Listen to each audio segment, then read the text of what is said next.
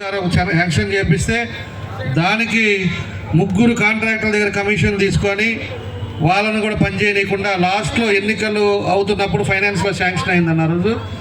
తర్వాత ఎన్నికలు అయిపోగానే ఫైనాన్స్ నుంచి డబ్బులు వచ్చినాయి.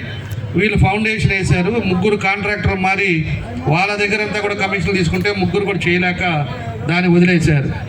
ఈరోజు దాన్ని పూర్తిగా వర్కే క్యాన్సిల్ చేశారు. అదొకటి మేజర్ అన్న ఒంగోలులో సమస్య అనేది. అదొకటి మూడోది వచ్చేసి టిట్కో హౌసెస్ 80% కంప్లీట్ చేసాం. ఇంకా 20% కంప్లీట్ చేస్తే ఖచ్చితంగా మనం 6,000 మందికి ముందు ఎవరైతే పేదవాళ్ళు డబ్బులు కట్టారో వాళ్ళందరూ కూడా మనం అకామిడేట్ చేయొచ్చు.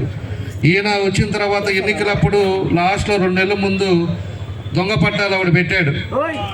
ముఖ్యమంత్రి డబ్బులు ఇవ్వటం, ఇంతవరకు ల్యాండ్ వాళ్ళకి కూడా రిజిస్ట్రేషన్లు కాకుండా వీళ్ళందరూ కూడా కొంతమందికి ఆ పట్టాలు చూపించుకొని ఓట్ల కోసం ఈయన ఈ ప్లాన్ చేశాడు. దాన్ని కూడా